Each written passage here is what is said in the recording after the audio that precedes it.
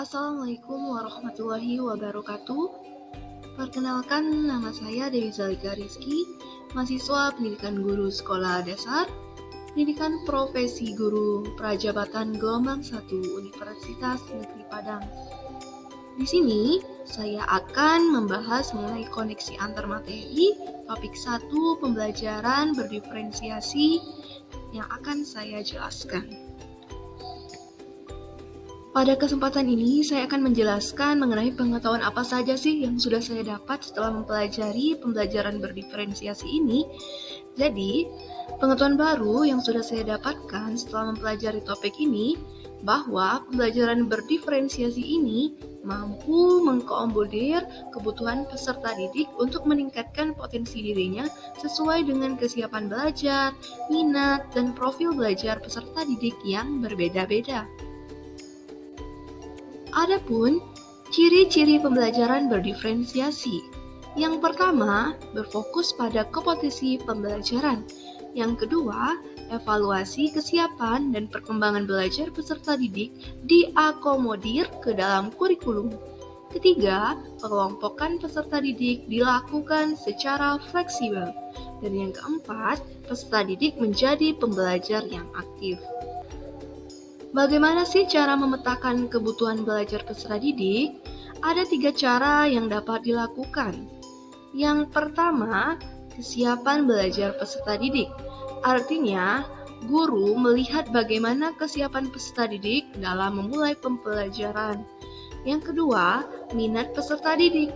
Minat peserta didik ini bisa dilihat bagaimana respon peserta didik terhadap proses pelaksanaan pembelajaran, sehingga sebagai guru harus mampu bagaimana memetakan kebutuhan belajar peserta didik. Yang ketiga, profil belajar peserta didik. Artinya, guru harus tahu nih apa saja karakteristik yang perlu diketahui agar dapat Berikut teori yang mendasari pembelajaran berdiferensiasi. Yang pertama, teori mikrosistem. Artinya, kondisi yang melatar belakangi anak hidup dan berinteraksi dengan orang lain ataupun institusi yang paling dekat dengan kehidupannya, seperti orang tua, teman sebaya, tetangga, dan teman sekolah. Yang kedua, mesosistem. Artinya hubungan antara dalam mikrosistem. Artinya begini, orang tua dan guru itu saling berinteraksi di dalam sistem sekolah. Anggota keluarga dan kerabat menjadi relasinya di dalam institusi keagamaan, pelayanan kesehatan, dan juga berinteraksi dengan keluarga anak dan sekolahnya. Ketiga, ekosistem. Artinya sistem yang berisi sejumlah kondisi yang mempengaruhi perkembangan anak di lingkungan rumah. Namun, anak di sini tidak terlibat dalam suatu peran langsung. Misalnya, karena adanya kondisi kemiskinan di dalam keluarga, anak terpaksa harus bekerja untuk mencari uang dan tidak melanjutkan sekolah. Yang keempat, makrosistem. Artinya sistem yang mengelilingi mikro, meso, dan ekosistem dan mempresentasikan nilai-nilai ideologi, hukum masyarakat, dan budaya politik. Sebagai contoh, anak Indonesia tidak sama dengan anak-anak di Amerika. Yang kelima, kronosistem, artinya dimensi waktu yang menuntun perjalanan setiap level sistem dari mikro dan makro. Sistem ini juga mencakup berbagai peristiwa hidup yang penting pada individu dan kondisi sosial kultural.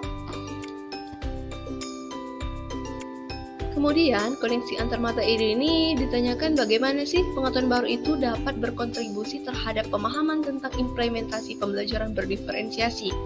Jadi, pengetahuan baru itu dapat berkontribusi terhadap pemahaman tentang implementasi pembelajaran berdiferensiasi bahwa untuk mengkoordinir kebutuhan siswa diperlukan pendekatan siswa. Misalnya, dengan latar belakang peserta didik, kemudian menyesuaikan dengan gaya belajar peserta didik, menggunakan media dan metode yang tepat kepada peserta didik agar tercapai tujuan pembelajaran. Jadi, mata kuliah pembelajaran berdiferensiasi ini sangat sekali berhubungan dengan mata kuliah filosofi pendidikan, di mana anak-anak itu hidup dan tumbuh sesuai kodratnya sendiri. Kita sebagai guru atau sebagai pendidik hanya dapat merawat dan menuntun tumbuhnya kodrat itu, sehingga kita bisa membantu peserta didik untuk mencapai cita-citanya sesuai dengan karakteristiknya masing-masing.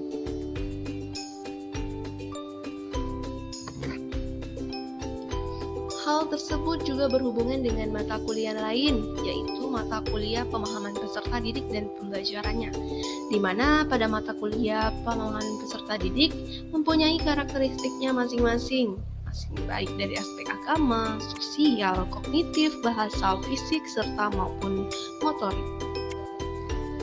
Demikianlah hasil presentasi yang sudah saya jelaskan. Saya Dewi Zalika Rizky, mohon maaf apabila ada kata-kata yang salah. Kepada Allah saya mohon ampun, saya akhiri wabillahi taufiq wal hidayah. Wassalamualaikum warahmatullahi wabarakatuh.